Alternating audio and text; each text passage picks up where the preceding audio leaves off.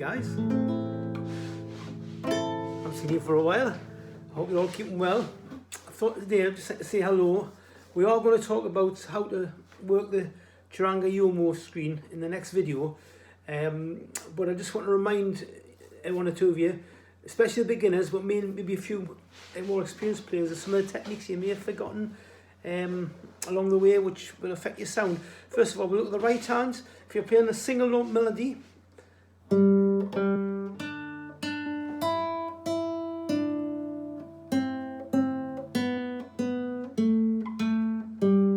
few things to watch here. My wrist is up like a swan's neck when I'm playing.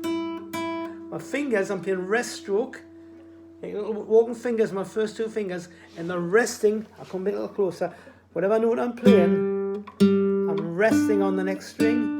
So there's no danger of playing two strings when you only want to hear one note. Okay, so wrist up, walking fingers, rest stroke. The left hand, you want your thumb behind the second fret at the back of the neck, not over the top. When it's over the top, it's very hard to get your fingers around. It feels like your hand's too small, you know, but if you get your thumb around the back, all of a sudden your hand's bigger. So you've got a nice big curve there. And you may want to try the pencil test or pen test. When you've got the correct position, you should be able to put a pencil through there when you're playing the notes. You know, there's a nice gap there.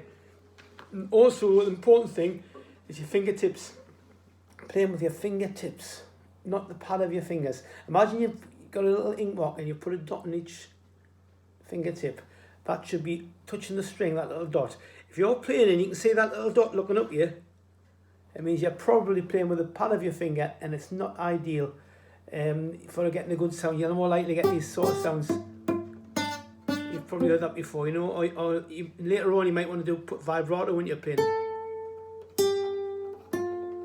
which you can't do with the side of your finger. It doesn't work. So fingertips, you get much more control over your sound. So that's your wrist up, walking fingers, rest stroke with the right hand, thumb at the back, fingertips with a nice gap there with your left hand. And also play just behind the fret you know, you're playing an F, E, F, your fingers just behind the fret. It's not on the fret, dull, not right back there where it's going to buzz, just behind the first fret. Similarly, if you're going to play G, which is 1, 2, third fret with your third finger, you'll play it just behind the third fret with your fingertip, and that's where you're going to get your nice sound.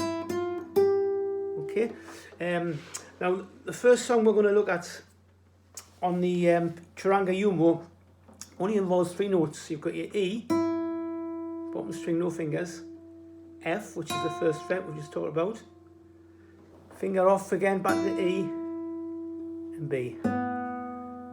And that's the pattern, E, F, E, B.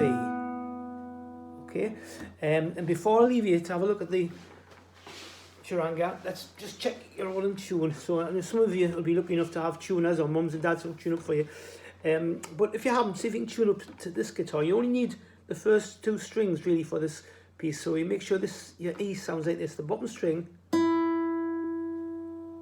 If it sounds different, listen to it until it sounds the same. It's getting nearly there, do you think?